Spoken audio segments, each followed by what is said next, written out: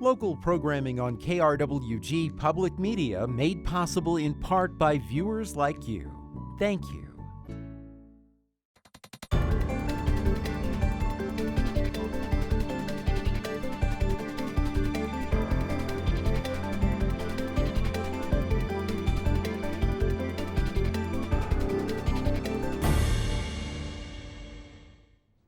Welcome to Issues and Answers, reporting on trauma. I'm Fred Martino.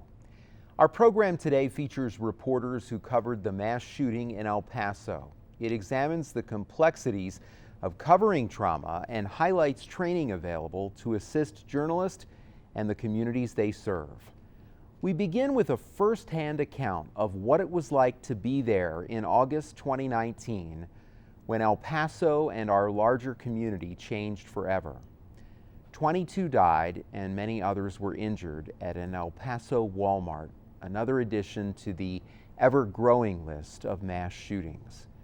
New Mexico State University student Victoria Balderrama was at the Cielo Vista Mall next to the Walmart on that Saturday morning, and she joins us now. Victoria, thank you for being here. Thank you for having me.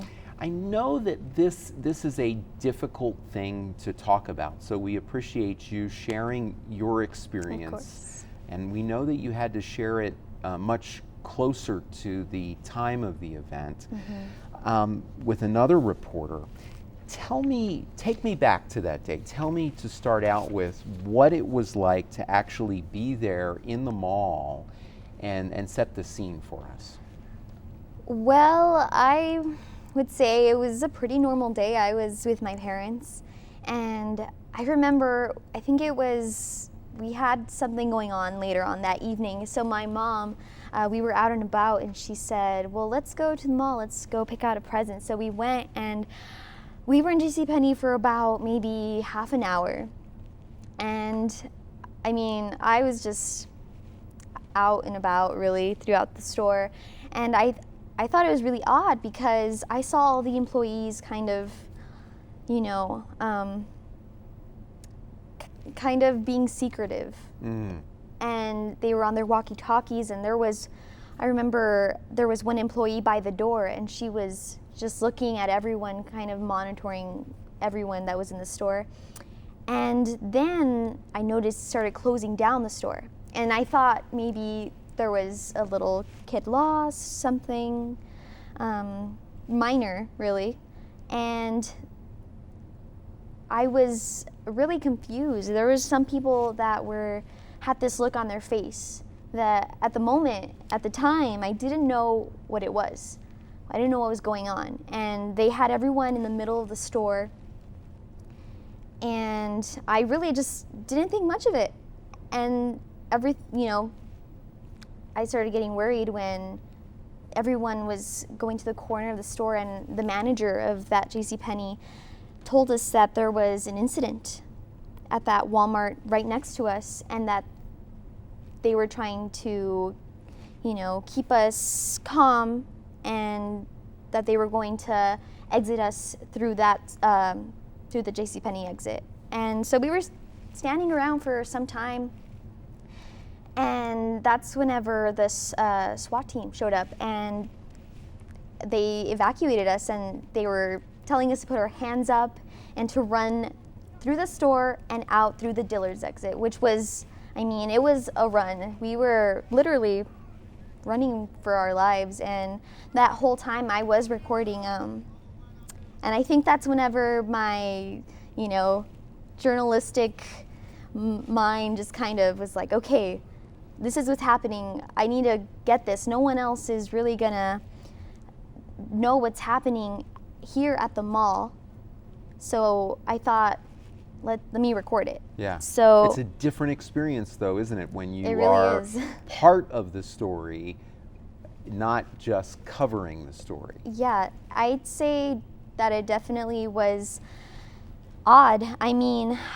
It's one thing reporting on it. It's one thing talking about it on the news, and it's another when you're in that situation. Yeah. And I was having a hard time kind of separating my emotions to what I do as a professional. And it's extremely difficult because you were there, you were actually evacuated.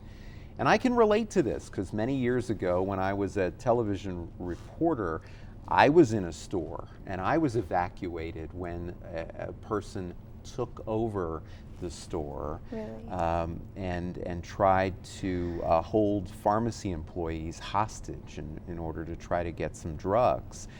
And the store was evacuated. No one knew why. And I remember it was very difficult all night long to be live in front of that store reporting on something that I had been part of. Tell me your reaction when you did find out the serious nature of this, that this was in fact an actual mass shooting.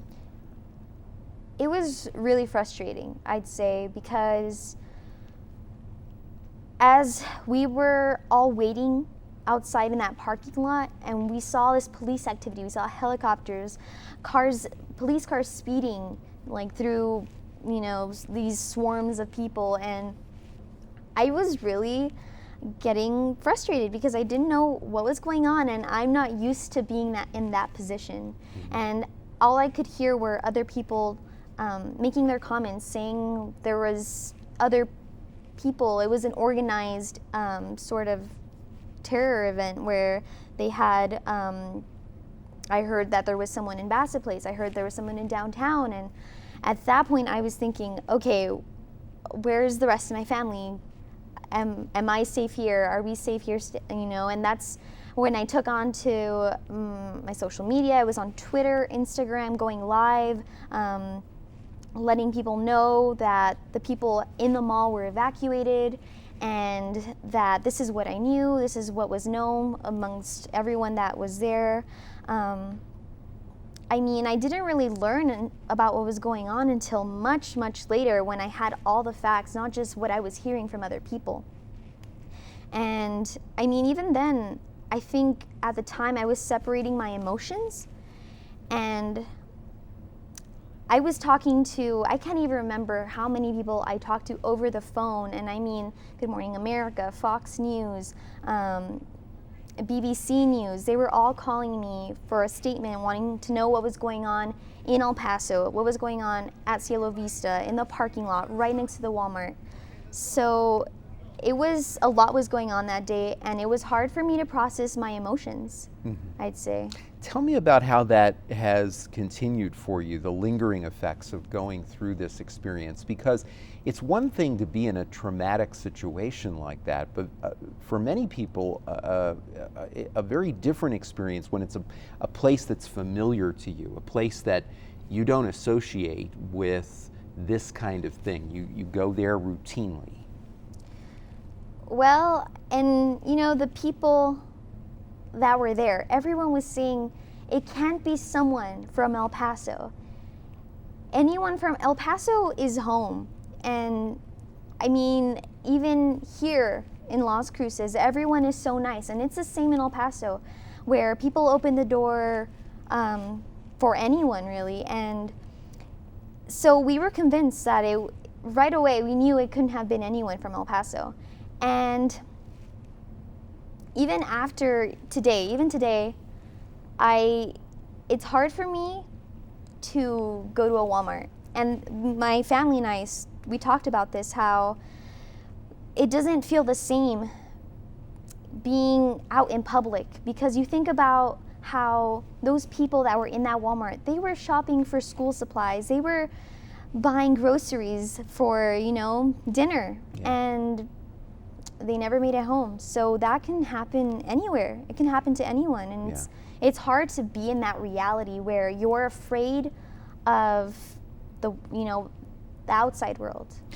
Tell me about the coverage of the event, what you appreciate that stands out, and anything that you might think could have been done better. Well, at that time, I was doing my internship at KTSM 9 News, and I got called in that very day to go help out, write web stories, go out with some reporters and help them in whatever they needed. And so I appreciated a lot.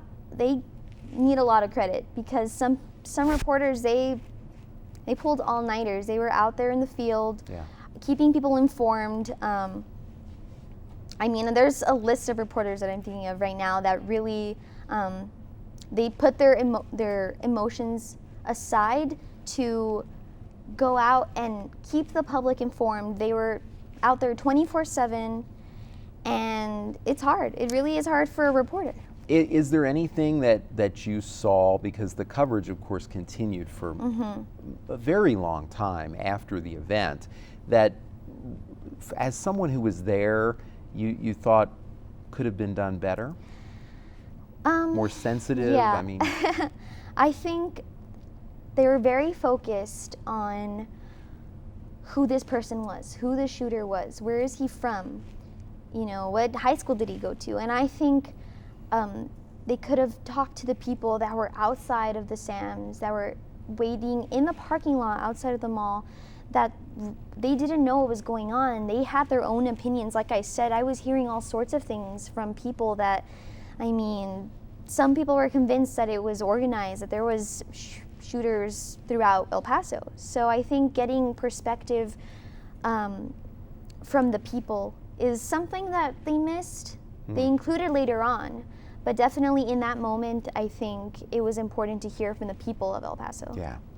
You work on the student newscast here at New Mexico State University. Tell me how this experience has affected your thoughts about working in journalism, if at all. It's a scary thing. A lot of people don't really understand the position that reporters are put in. And like I said, it's separating your emotions from the events, what you're covering. And I think now I really understand that it's not just getting up, you know, in front of the camera and talking. It's, you are deeply, I mean, driven by your career. And if you're putting yourself in a position like that, it's because you love it and you want people to, you know, be informed. And it's important to get the facts straight and to get people's opinions. And I definitely got that message. I learned that lesson over the summer. For journalists who have to cover trauma, whether it's something like a mass shooting or simply a tragedy that directly affects maybe as few as one family or one person, what advice would you give to the journalist to be sensitive, but at the same time to cover the story? I think during the time that I've been attending an MSU, something helpful and something that I haven't learned is how to deal with trauma as a reporter. I think there needs to be more attention on that subject because it's going to happen.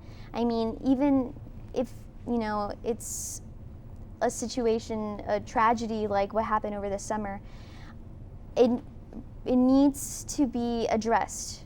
And it's a good time when students are, you know, they're young, and it's a time to be learning about that it's okay to be aware of your emotions and to be a professional, to be a good journalist.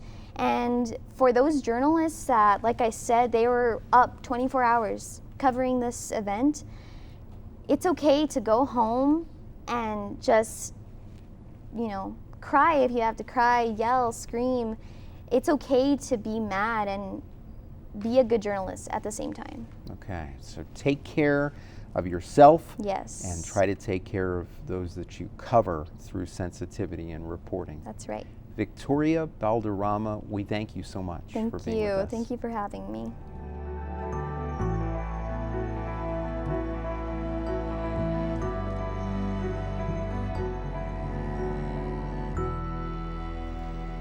Thank you again for joining us for Issues and Answers Reporting on Trauma. Our guest for this portion of the program, New Mexico State University Associate Professor Bruce Berman, El Paso Times reporter Lauren Villagran, KFOX and KDBC anchor and reporter Adriana Candelaria, and KVIA reporter Julio-César Chávez. As we continue, we are going to have questions from our studio audience today, but first I want to begin the program with some reflections from some of the reporters who covered the mass shooting in El Paso. Julio, you were one of the first reporters on the scene, and I know that this was a personally difficult thing for you, as well as a difficult story to cover, because you're from El Paso, this is home, and you were right in the thick of it, as close as you could get to the scene of the shooting. Offer some reflections on that day, what that was like for you. I'm sure the first time covering something like this and doing that live on television. Well, to start off with, I wouldn't say I was one of the first reporters. The first reporters were Aaron Montes from the El Paso Times and Shelton Dodson from Channel 4. They were really close by. They were there minutes after it began. I was part of the second wave of reporters. I was part of the people who were home, got the call when the shooting happened, and immediately headed out. But when I got there, although the shooting wasn't active, the shooting itself took a very short time. It was, there's no other way to say it. It was impressive to see just the gigantic law enforcement response. By the time I got there, there was some control. I wasn't being allowed into the parking lot, but I did see people just in their everyday cars just rolling up, flashing their badges and asking, where do I need to go? I mean, one of the people who was directing traffic 1 block north of the Walmart itself was a Sun Metro bus driver, because he's not going to be able to be driving his bus. His bus is stuck at the transfer center. So to free up police, he went and directed traffic. That way the officers who were doing that would be able to do other things. My initial impressions, when I did get that phone call when I was at home, it was our assignment editor at the time said that there's an active shooter at the Cielo Vista Walmart.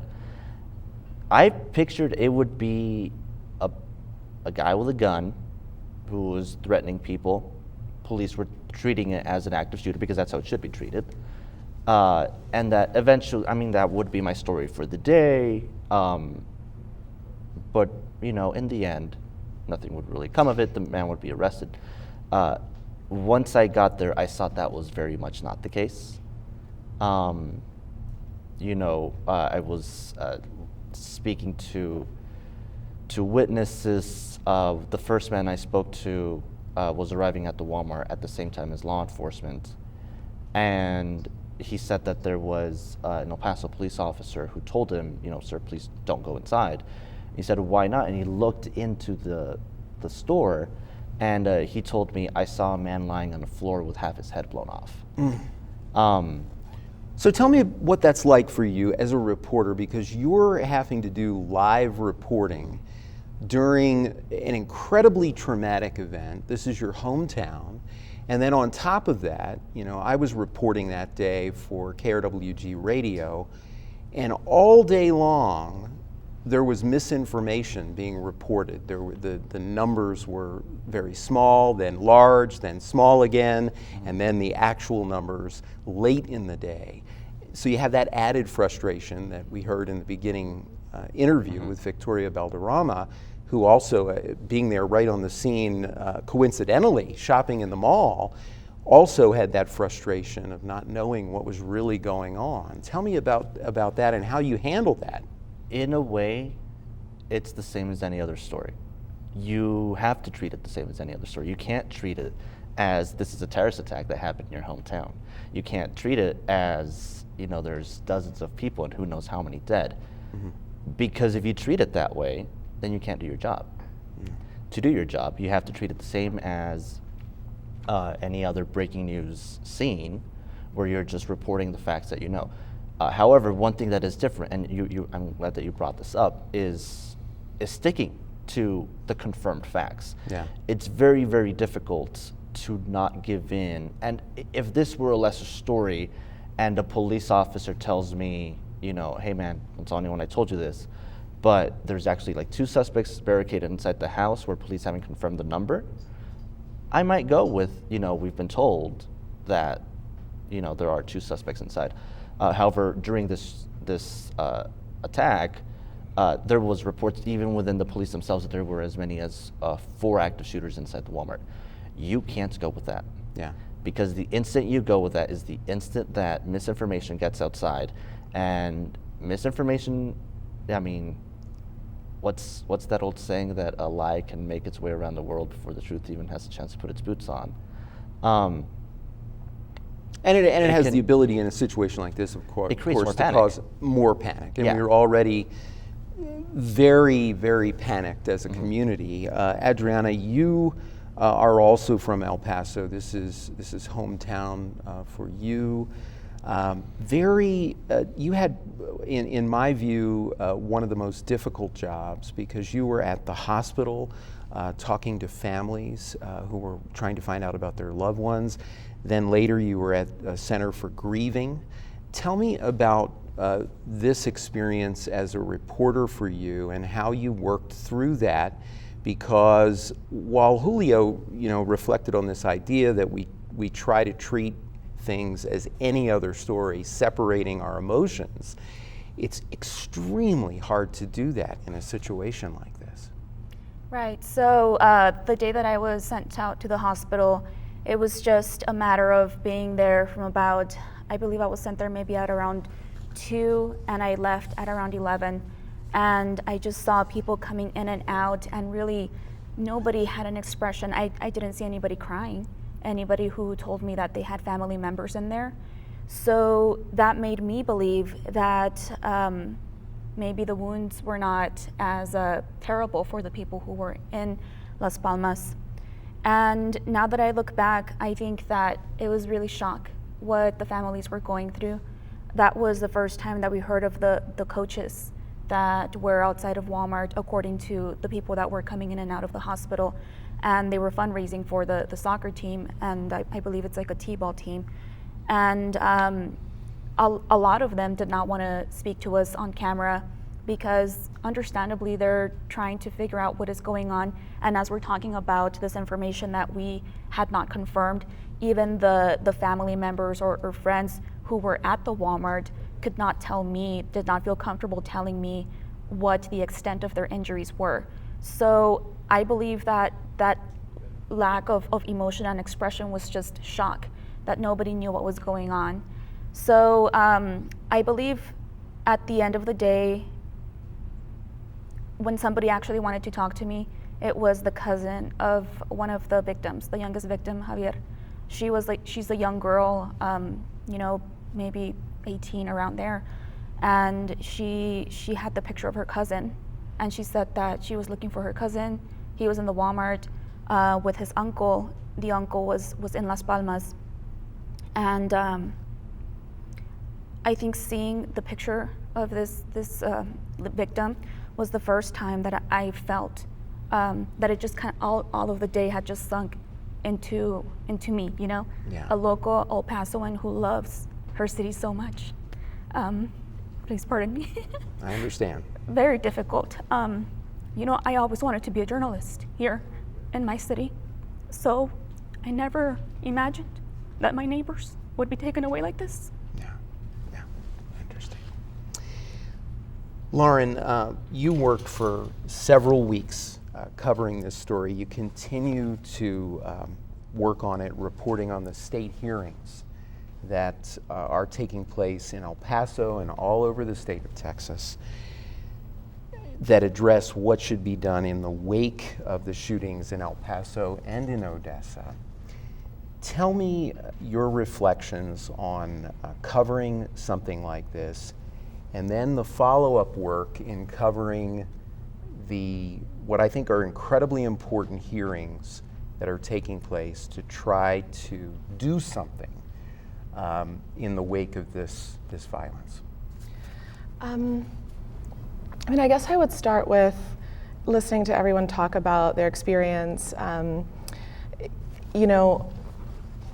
actually, as I've gotten older as a journalist, I've stepped away from that idea of separating feelings. I don't think that it's entirely possible. I think that you do have to come, when you think about objectivity, it's about empathy. And how can you report on something as traumatic as a mass shooting without coming to it with that empathy and absorbing all of it, absorbing the trauma and experiencing it. You know, I cut my teeth in journalism in Mexico during a period that was sort of a declared drug war. So a lot of the kind of reporting I was doing was listening to people's horror stories of trauma. When you talk about the massacre, this is something that journalists are experiencing as it's happening. It's not just the report of something that happened a week or a month or 2 years ago, which you get a lot when you're doing immigration reporting, right? The stories that people, of the lives they're fleeing. On the day of the shooting, it was strange because my colleague Erin Montes was out and I'm a single mom, so I was home. And so I was tasked within hours, as soon as we knew a name of the possible shooter, I was tasked with learning everything I could about him. And that was unexpectedly its own strange trauma of having to go into the mind of this person who had posted this hate-filled diatribe online and read about his alleged motives in coming to our community to kill people of color. And you know, I spent the next hours reading and rereading, and you know, from a journalistic sort of tips perspective, you do have to quiet your heart in order to get the facts.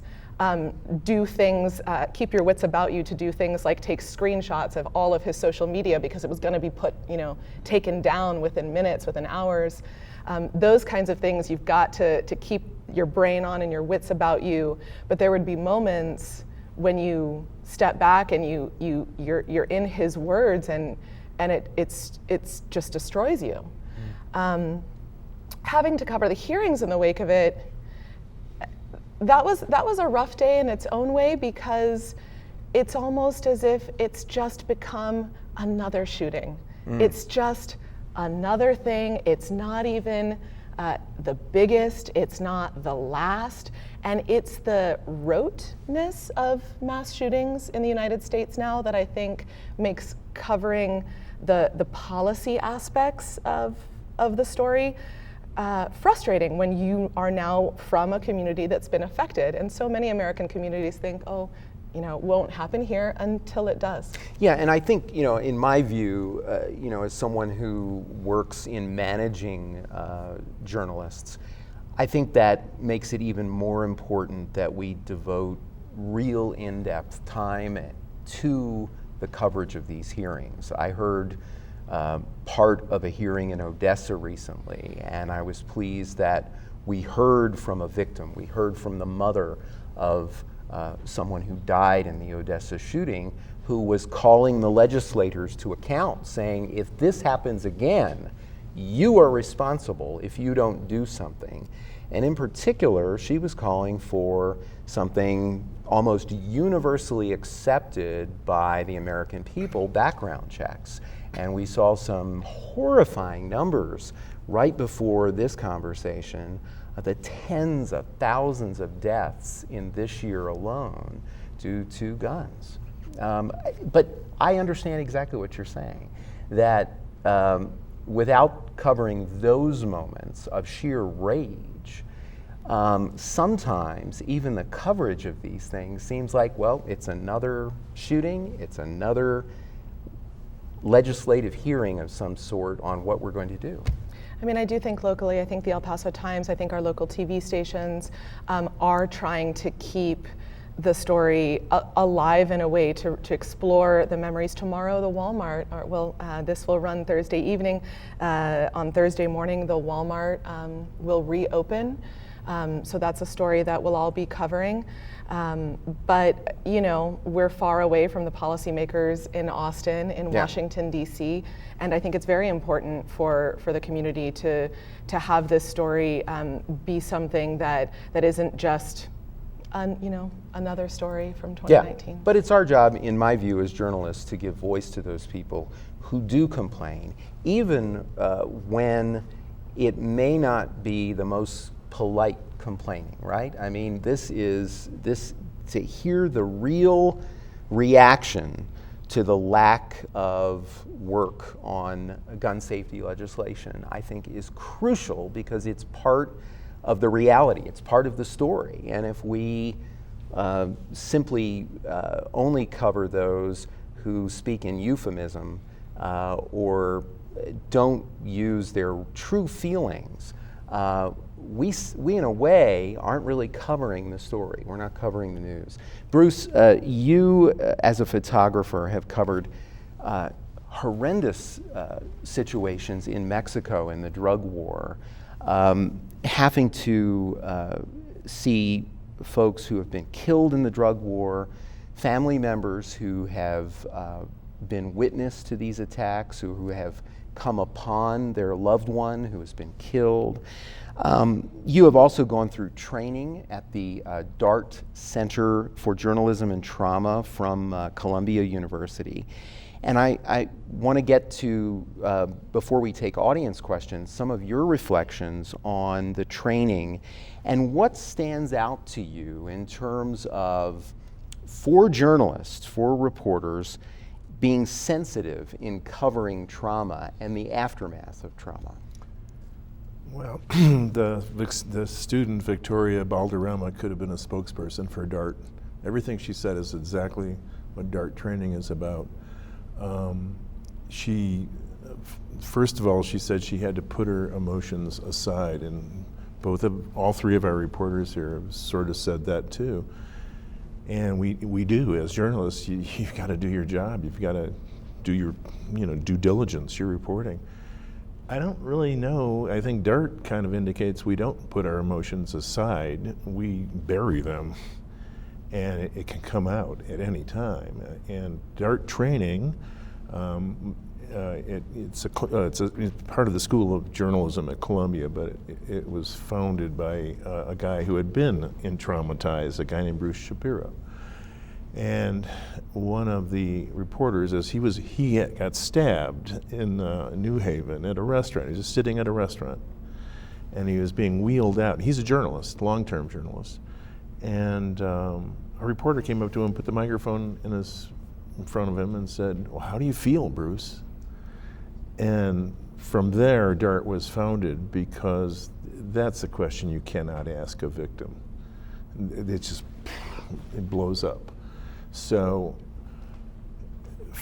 DART training, and back to the student and all three of these journalists, I don't know if we put our emotions aside. We have to bury them to do the job at that moment and the following moments, and in this long extended case, many weeks and months, and probably even right now, tomorrow. It's there. DART training has shown, and studies have shown, there's a psychological unit to DART. There's actual studies, because no one's ever studied journalists before. They've studied soldiers, they've studied EMS, they've studied police, but they've never studied journalists. So now they have, DART has.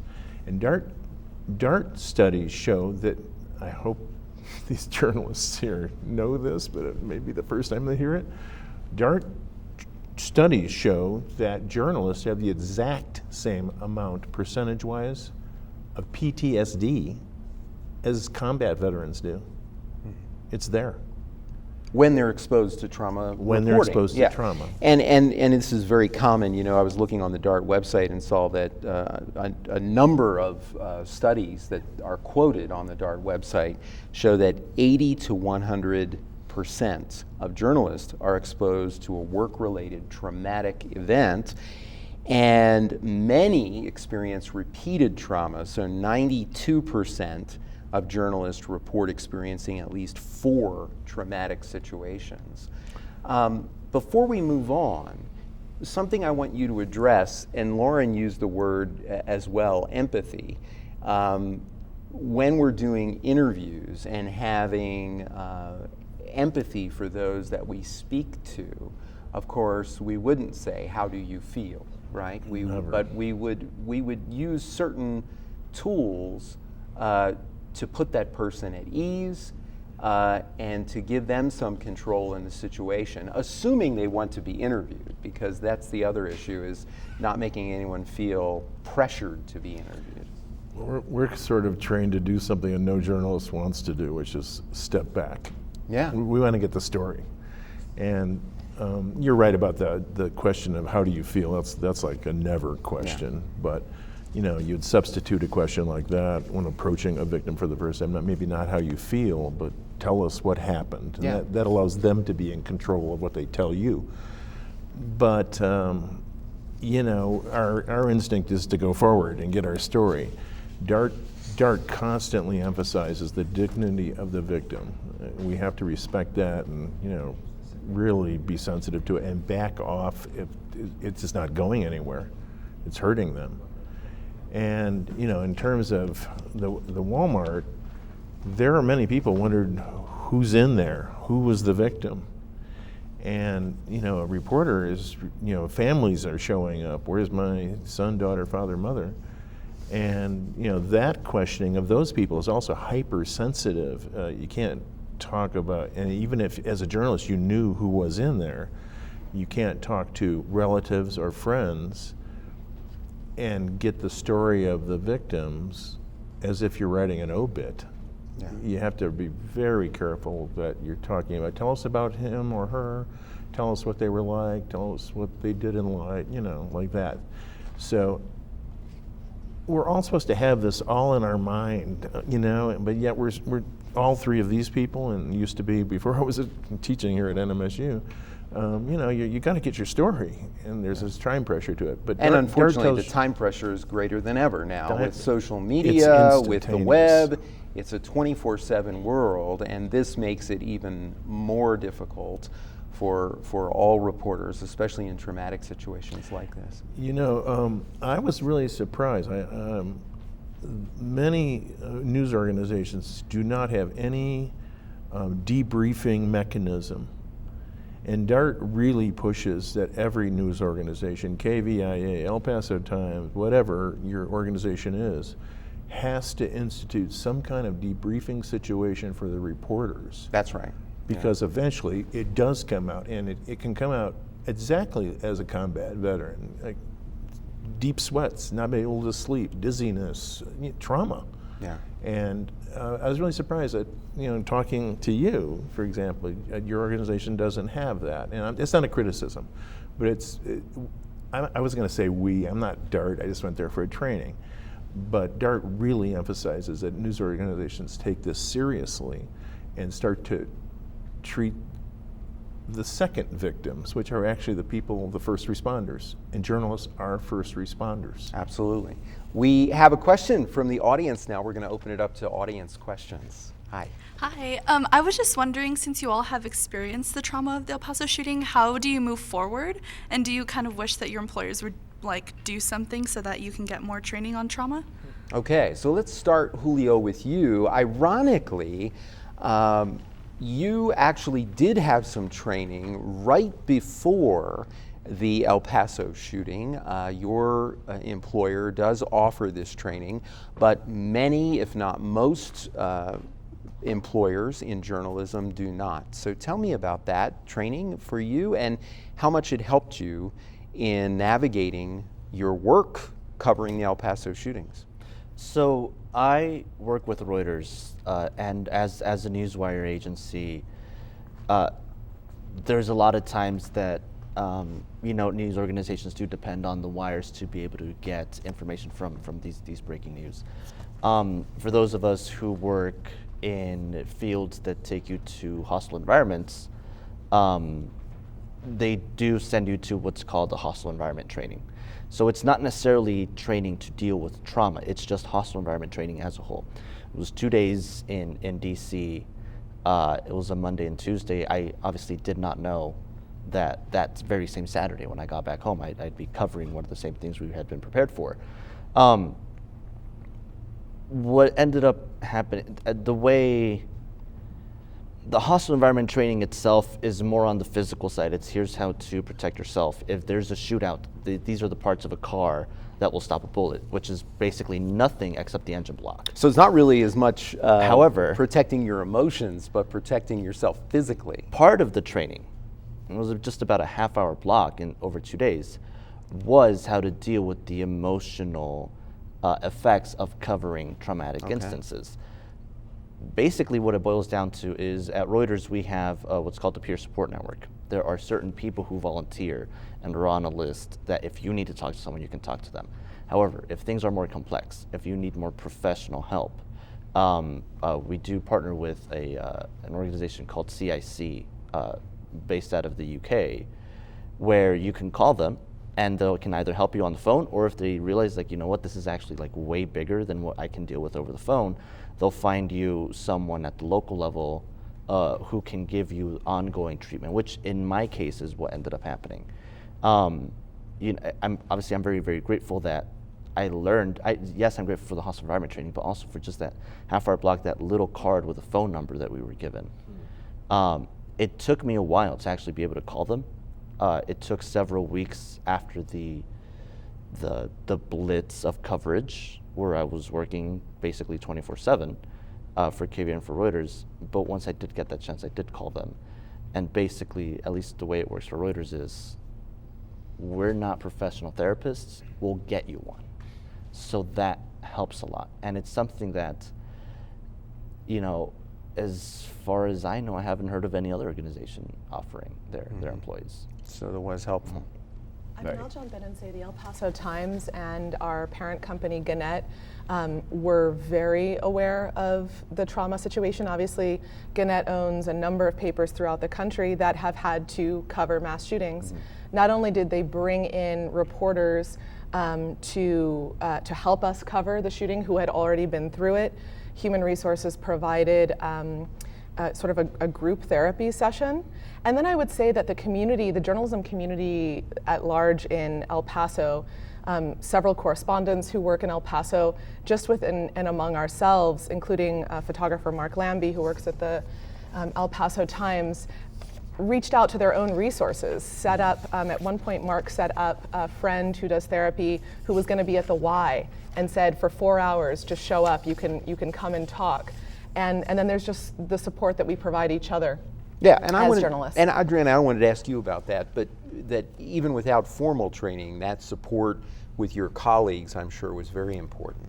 Yes, and actually, you know, even till now, when I still feel like I have to talk to someone, I speak with Aaron Montes from El Paso Times. He's a great colleague and a great person to really, you know, have in this market. But we talk about it amongst ourselves. I haven't sought professional help, though I do think it's a good idea for me to do so. Because to answer a part of the question, for me to try to move forward, I was trying to focus on the actual victims, learning about them, learning about their lives, and then trying to put those stories together so that, you know, at least the audience would know about it, which are the audience being community members. So that was one way to deal with it. And other was just, you know, the self-care of sleeping when you feel like you need to sleep, or, you know, just being quiet. You know, for me, I enjoy my quiet time. So that's what I do with self-care. But I know a lot of other colleagues have done the same thing, where they just do what hobbies that they think that they like, and that's how they try to mend what they're going through. Yeah, it's very, very important to be introspective about this. And I think that that's one thing that going through a traumatic situation like this, particularly as a reporter, where you are trying to cover up emotion when you're on the air.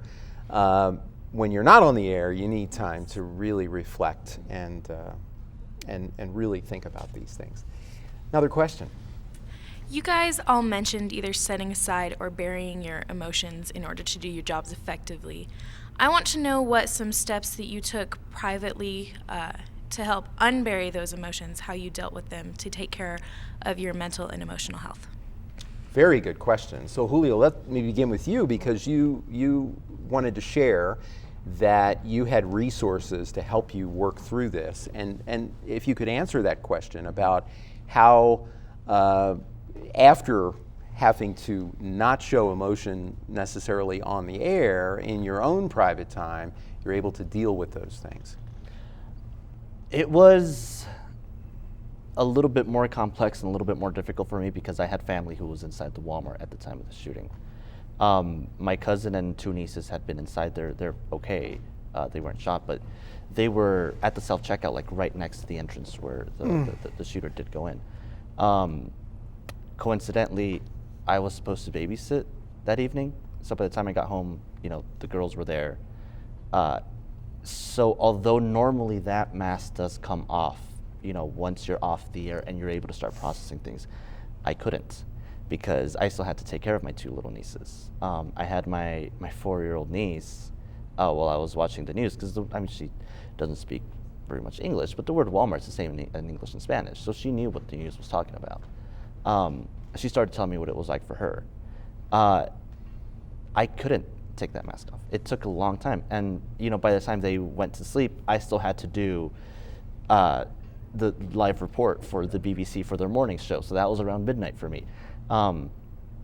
It took a lot of time for me to, I'll be honest, I purposefully didn't deal with things for a good several weeks.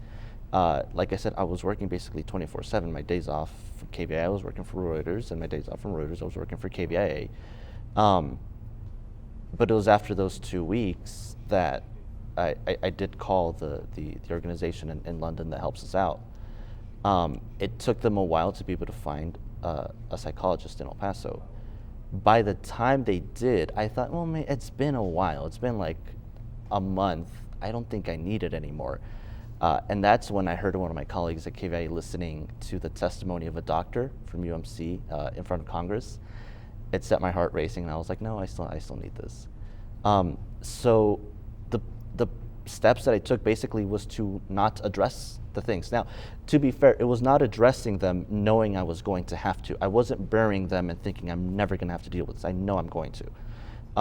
But it was burying them just because I had to keep working. Like you guys with Gannett, I got some help from New York, and that did help, but it was just, I used the burying to help drive me through that blitz of initial coverage. Once that finished, it had been long enough that I couldn't process through things on my own. Mm-hmm.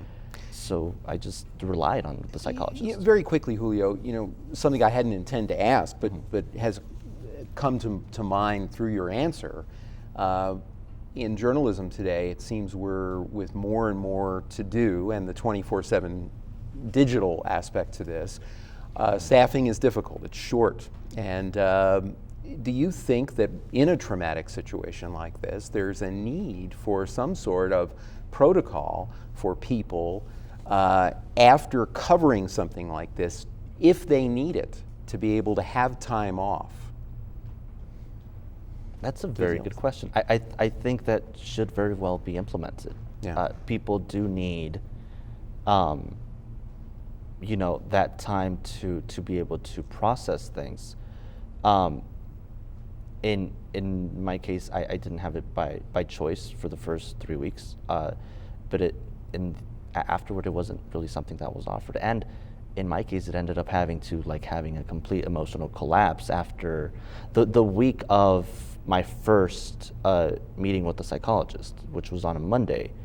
That Thursday, I started slowly collapsing, and Friday I just called into work saying, I can't go in. Yeah. Because I can't do anything today. Yeah. I think if we had, chances like that, after something like this, you do get a lot of time off to help deal with those things, it might have prevented that. To recover. Mm-hmm. I can understand. Another question. Yes, hi. I'd like to thank you all for, being able to report on something so traumatic. My question is more targeting to what message would you tell your viewers to kind of also recover from the situation? I mean, what would be that aspect of home viewers? What can they do to kind of seek also for themselves these resources that you are mentioning at start?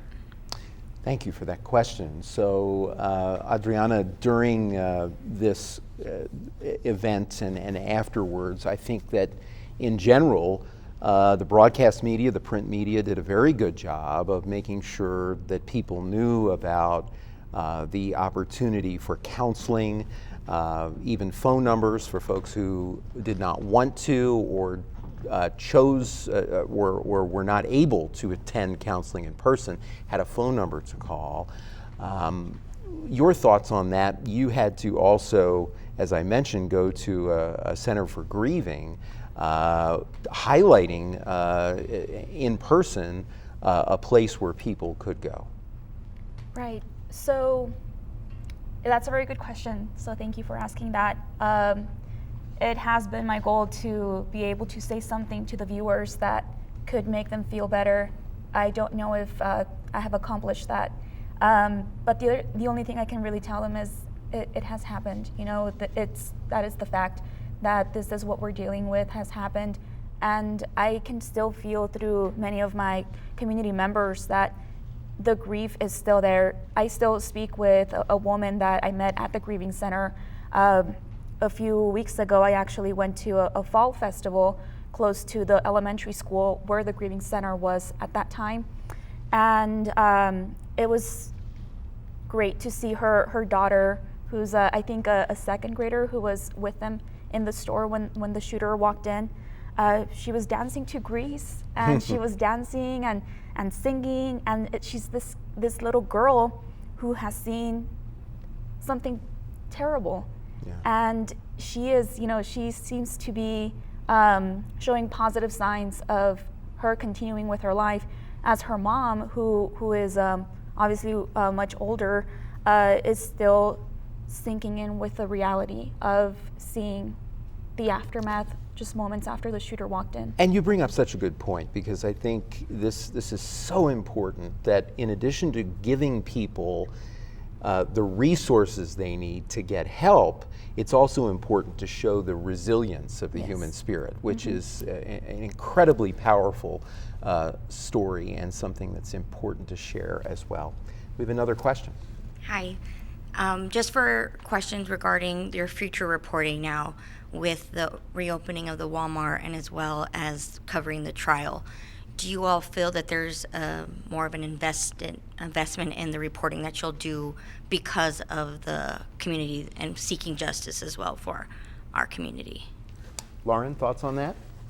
Well, I mean, I think all the media organizations are here in the community are 100% focused on this. I know we'll all be there tomorrow in one way or another when the Walmart reopens.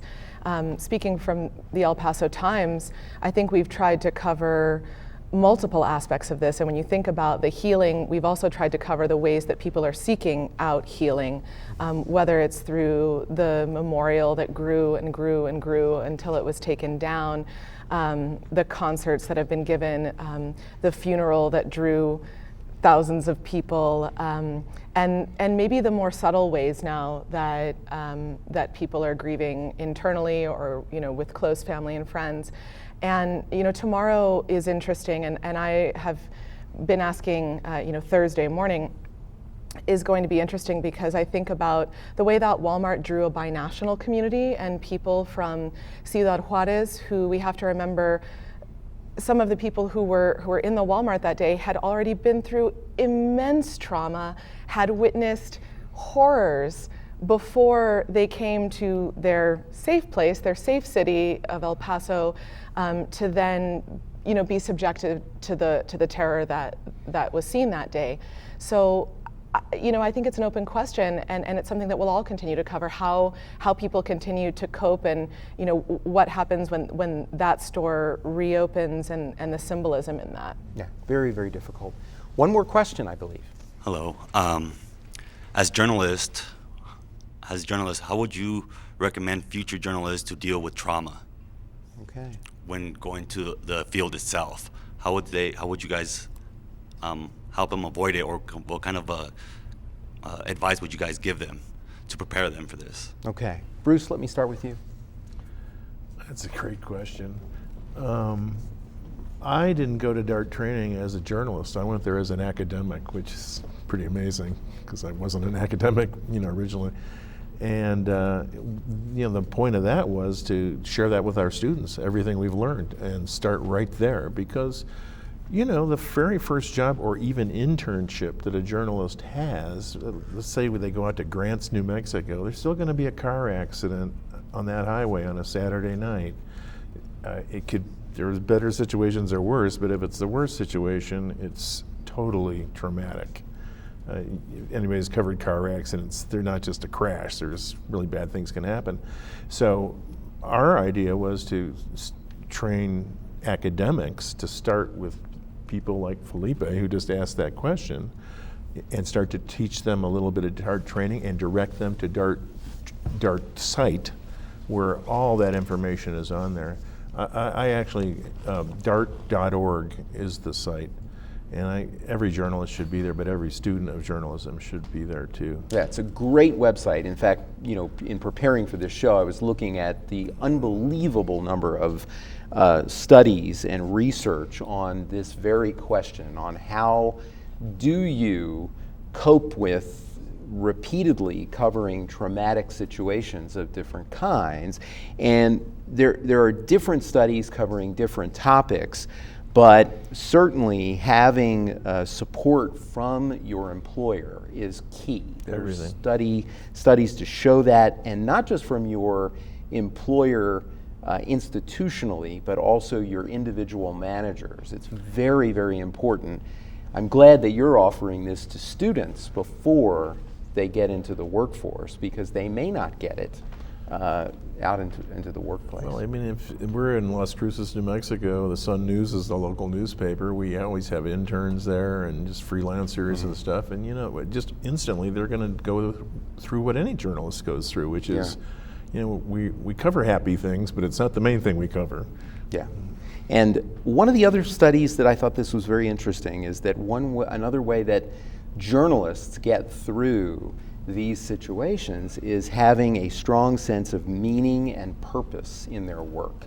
So I think that's another instructive piece for those who manage journalists, giving an understanding to that and giving people the chance to do meaningful work, because it makes a difference in helping you get through the trauma.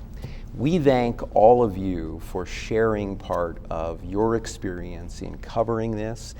It is just the beginning of, I think, a conversation that we're going to have as a journalism community, also as our larger community, in understanding what has happened, and then continuing to cover what's going to be done about it in terms of public policy, because that's the next part of this that we will, as journalists, certainly not let go.